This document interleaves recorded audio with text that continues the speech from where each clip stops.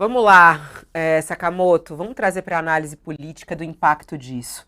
Marçal, apesar de não ter o apoio oficial de Bolsonaro, quer o voto dos bolsonaristas. E é justamente mais a extrema-direita que está ao lado de Pablo Marçal, né? No que a gente vê, inclusive, nas pesquisas que saem sobre intenção de voto. Um posicionamento como esse de Eduardo Bolsonaro, que é do núcleo duro bolsonarista, vamos colocar assim, afeta Pablo Marçal? Pode tirar votos de Pablo Marçal? Como é que você vê o comportamento do eleitor bolsonarista diante de um posicionamento desse do filho de Bolsonaro? Fabiola, a pergunta é excelente, porque a resposta é isso que que a família Bolsonaro está com medo neste exato momento, né? Não precisa ser um gênio para perceber que tanto a defesa o deputado federal Eduardo Bolsonaro, quer dizer, a crítica, o ataque, né, a Pablo Marçal, quanto a crítica, o ataque que o vereador Carlos Bolsonaro havia feito, bem como outros nomes do bolsonarismo, como o pastor Silas Malafaia contra Pablo Marçal recentemente, não visam apoiar o prefeito de São Paulo, Ricardo Nunes, né, que é do MDB, mas está coligado com o PL, inclusive o Bolsonaro indicou o vice, Coronel Ricardo Mello. Né, eles visam, né, com tudo isso, a manter o controle sobre o próprio rebanho da extrema-direita. Né? O que que acontece? Se Marçal vence sozinho a eleição, empunhando símbolos, valores caros à extrema-direita, ele não vai ser tributário a Jair, mesmo que Jair o apoie no segundo turno. Né? O que que vai acontecer no final das contas é que a extrema-direita vai acabar rachando e vai ter também um outro líder. E isso não interessa de maneira alguma ao bolsonarismo, né? É importante o seguinte, por mais estranho que isso possa parecer, o bolsonarismo é mais velho do que Bolsonaro no Brasil, né? A extrema-direita sempre teve aí. Né, o mérito do ex-presidente foi organizar, canalizar as frustrações e os medos, mobilizar, dar um sentido para esse grupo através de si próprio, das suas candidaturas, do seu governo, das suas estrionices, né? Mas o que que acontece agora, com o Bolsonaro inelegível pelo Tribunal Superior Eleitoral até 2030, né? O desejo da família é manter a influência sobre esse grupo, né? E eventualmente apontar quem são os candidatos, quem são os sucessores de Bolsonaro nisso tudo. Neste momento, Tarcísio de Freitas está sendo preparado para isso, tem que ser também garantir ser tributário de Bolsonaro, tanto é as chacinas no litoral paulista, né, da polícia mostram bem essa situação, mas o que que acontece é que aí vem o Pablo Marçal por fora e acaba abrindo uma situação que pode se transformar num Game of Thrones da extrema-direita, que é exatamente da disputa pelo espólio bolsonarista, né? Da disputa por esse espólio bolsonarista. Ao dar essa banana que a gente estava falando da justiça eleitoral, não só o Bolsonaro, o Pablo Marçal entende que aprendeu com o Bolsonaro, mas foi a lei, porque o Bolsonaro nas campanhas não foi tão explícito do tipo, olha, eu não tenho ideia disso aí, tá? Então vem no meu site. O Pablo Marçal tá pouco se importando, o Bolsonaro se importava com os debates, não ia, quando ia tentava mostrar um verniz, o Pablo não, é uma evolução 3.0 do Bolsonaro, né? Então o que acontece? Ele aposta que pode vencer sem dar o trabalho de se esconder que é vazio, baseado só na autenticidade e no entretenimento, né? Então o que acontece? Imagina-se o seguinte, né, Fabiola? Ó, o Eduardo Bolsonaro agora fez essa crítica pesada. O Carluxo tinha dito, né, anteriormente que, olha, chamou ele de, vou até ler, ó, é sério que o mais novo direitista está parecendo dar aquela passada de pano para o ministro Alexandre de Moraes, né? Depois de tudo que esse senhor fez e continua fazendo, mesmo agora diante dos fatos expostos, pegaram esse código, porque o negócio do pegaram do código é um bordão do Marçal, né? Depois o Silas foi até mais pesado, disse que o Marçal nunca o enganou, né?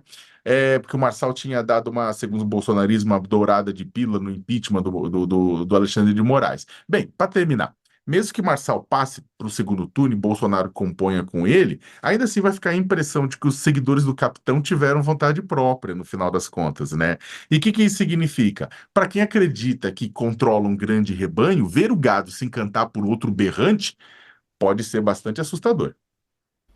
Essa situação do Eduardo Bolsonaro é muito curioso, né? Porque é preciso fazer uma análise não emocional de tudo isso, né, Josias? Porque, como eles mesmos falam, há método e estratégia em tudo, né?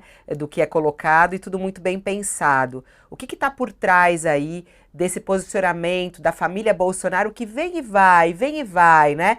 Bolsonaro num lugar às vezes mais afastado, fala, olha, Nunes não é o candidato dos sonhos, me identifico com Marçal, é um cara inteligente, depois fala, não, nosso candidato é Ricardo Nunes, e agora o Eduardo Bolsonaro vem e liga ele ao crime, quer proteger o PL, quer acusar o PRTB, analisando politicamente isso, o que está por trás aí nesse jogo, Josias? O que está por trás é um movimento de autodefesa do Bolsonaro e da sua prole e do bolsonarismo. Você nota, Fabíola, que eles hesitam em fazer a defesa do Ricardo Nunes, que é, presumivelmente, o candidato do Bolsonaro em São Paulo. O interesse deles é se autodefender, é se autopreservar. E, como você disse, há método, não é?